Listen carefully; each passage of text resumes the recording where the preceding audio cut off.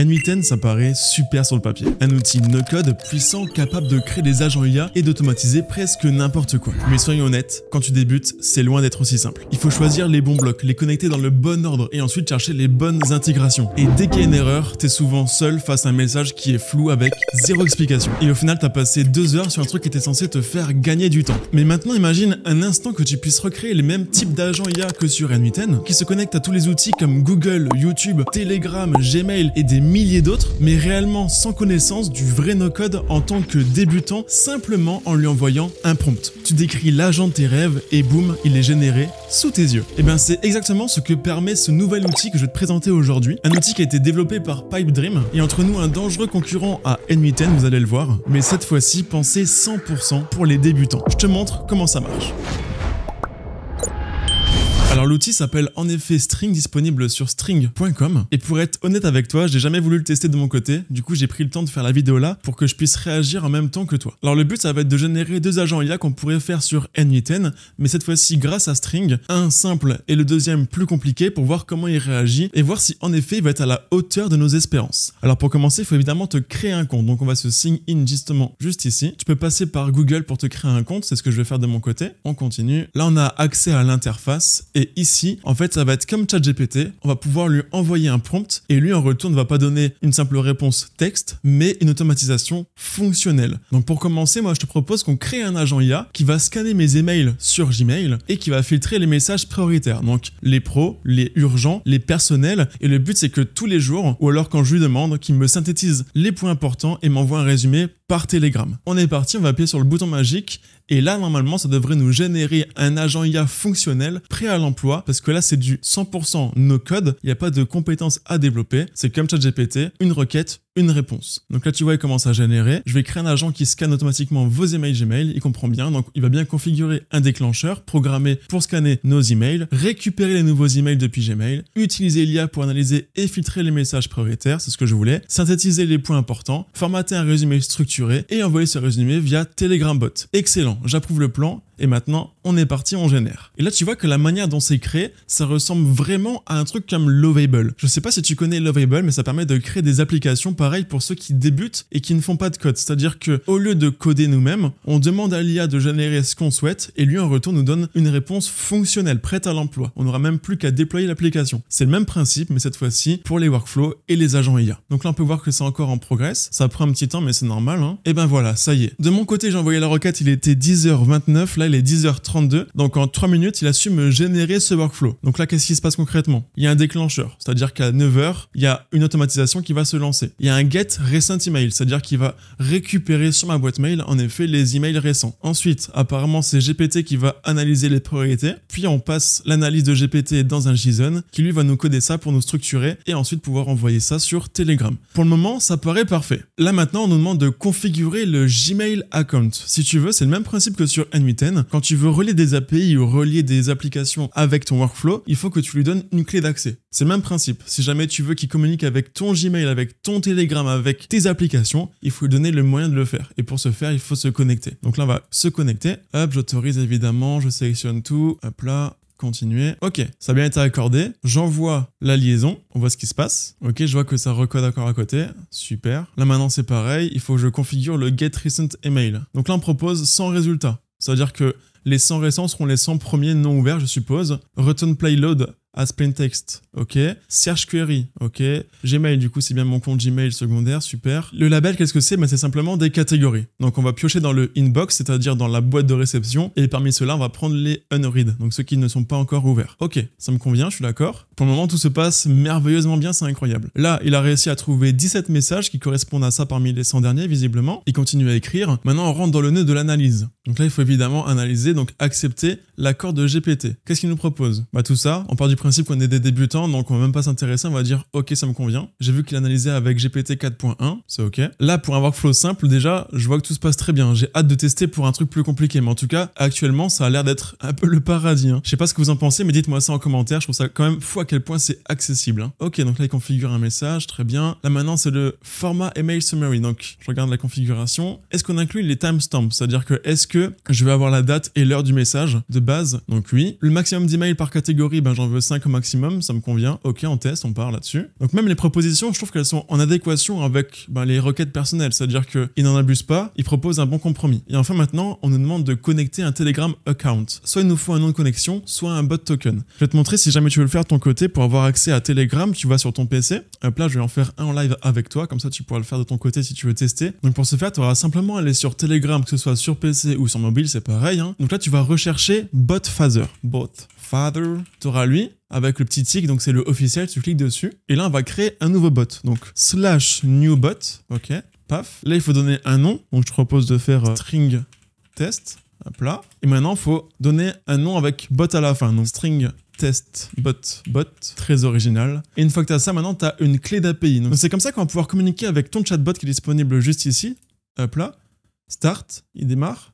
Et là-bas, c'est la clé d'API. C'est comme ça qu'on va pouvoir communiquer avec String et Telegram. On copie ça, on colle ça. Ça, c'est le bot token. Donc, faut pas le partager. Ça, c'est le mien. Je le supprimerai à la fin de la vidéo. Mais ça, en gros, si quelqu'un possède ton token, il pourra évidemment communiquer avec ton Telegram. Donc attention à ça. On save, un plat, super, et maintenant j'ai plus qu'à accepter et envoyer ma requête. Là on nous demande de communiquer l'idée du chat, on va checker ça sur Telegram. Là volontairement je vais faire comme si j'étais un débutant, voir s'il réagit à une erreur, donc je vais copier-coller ça, je vais lui envoyer, voir ce qu'il me raconte. Je copie ça, je colle ça là-bas et j'envoie. Ok, ça me va, on envoie ça ici, le texte pour le moment je fais comme si je connaissais pas, le mode c'est du markdown, c'est l'écriture, on teste. Et là je vois que j'ai une erreur, j'ai même une erreur dans mon nœud juste ici, là en rouge, et en effet, il a bien réagi à l'erreur. Donc même si on est confronté à une erreur, apparemment, il nous fait bien comprendre qu'il y a une erreur et on nous dit aussi pourquoi et ce qu'il faut faire. Alors pour corriger l'erreur là, il faut que tu ailles dans la barre de recherche ici et on va écrire user info bot. Ok, on va prendre lui, on va le déployer, start. Et là tu vois qu'on me donne bien mon prénom, mon nom de famille, si je suis français, et là le chat ID. Donc c'est ça qu'on va devoir copier. Hop là, on va le coller juste ici, du coup en remplaçant ça par ça. Et là on submit.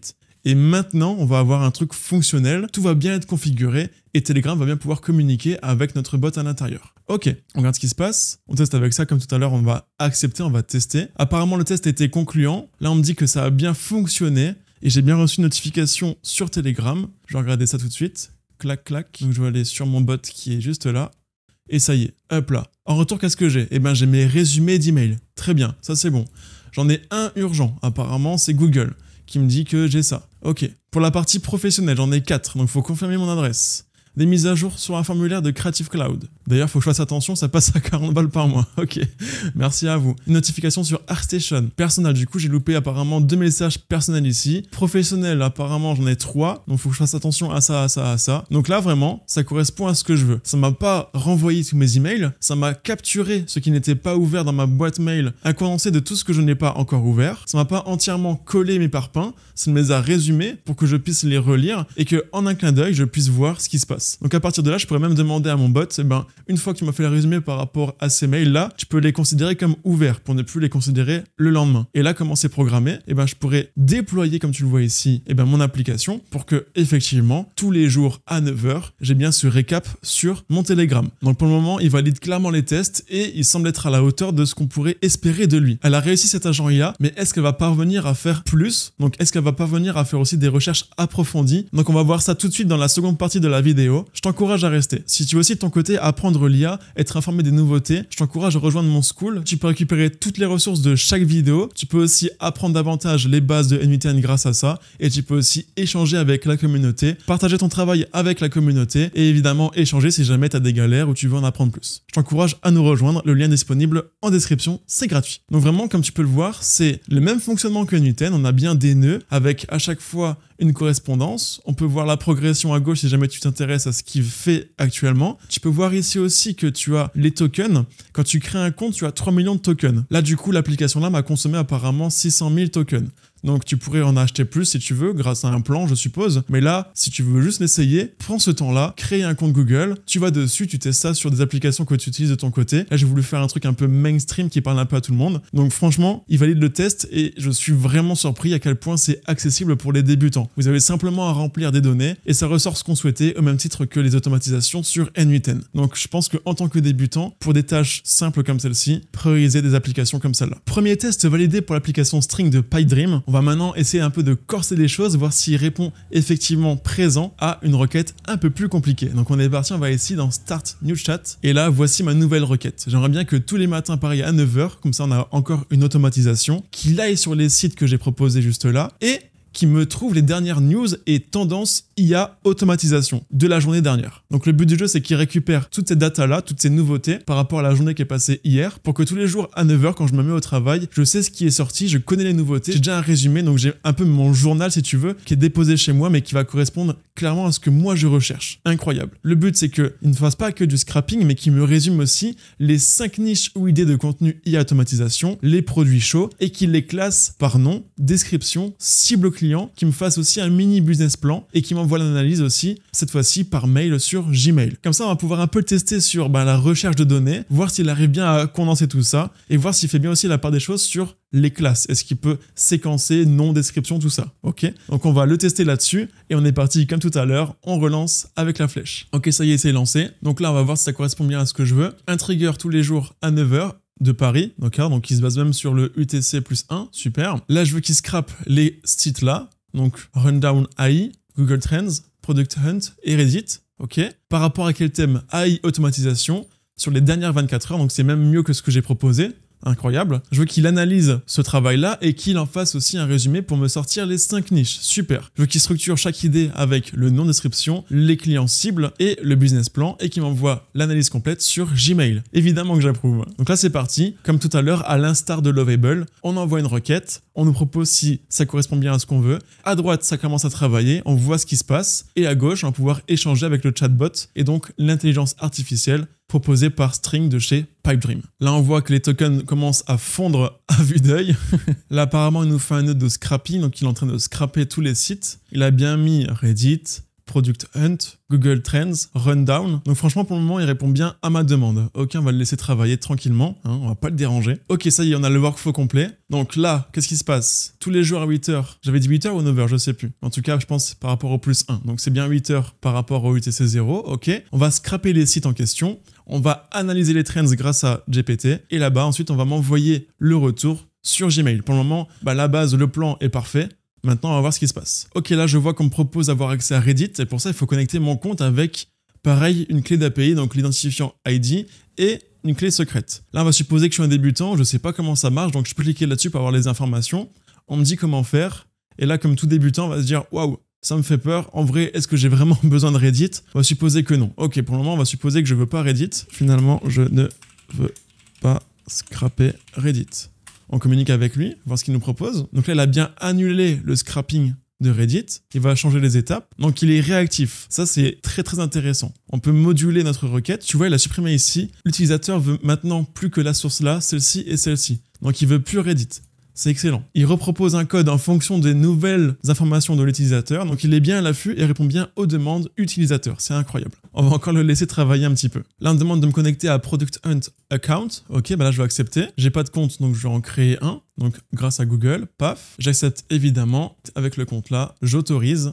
Hop, c'est bon, c'était accepté, on envoie. Donc là, ça permet en effet d'esquiver un petit peu les clés d'API, ok, en se connectant directement avec un compte, ça marche directement, super. Là, je vais bien configurer, je regarde ce qui se passe. Donc là, il y a 7 items qui ont été récupérés sur les subreddits. Là, c'est ok, on va scraper les sites. J'accepte. On voit bien que ça tourne ici, donc on a le visuel sur le workflow et aussi le visuel dans le chatbot ici. Là, on voit bien qu'il a récupéré des datas chez qui? Chez Product Hunt. Normal, j'ai lié mon compte. Maintenant, on voit bien qu'il y en a 0 chez The Rundown et 0 chez Google Trends. Normal, j'ai pas relié mon compte. Donc là, pareil, il faut le configurer et le tester. Il a échoué la première requête. On va retester maintenant. J'ai rien fait, juste accepter que je relance. Donc, ok, ça me convient. On relance, on refait un test. Une fois qu'il a fait sûrement des modifications de son côté. Cette fois-ci, tu vois, ça a été accepté. Donc, j'ai bien 2 retours de OpenAI, autrement dit de ChatGPT. Là, tu vois aussi la manière dont c'est fait. C'est pas comme sur N8N. C'est-à-dire que je vois pas le workflow qui marche de gauche vers la droite, ok? C'est-à-dire que c'est automatisé, étape par étape, mais visuellement, on voit pas de lien, entre guillemets, haut vers le bas, tu vois? La manière dont c'est fait, c'est un peu comme un entonnoir. C'est-à-dire qu'on a une requête, ça descend.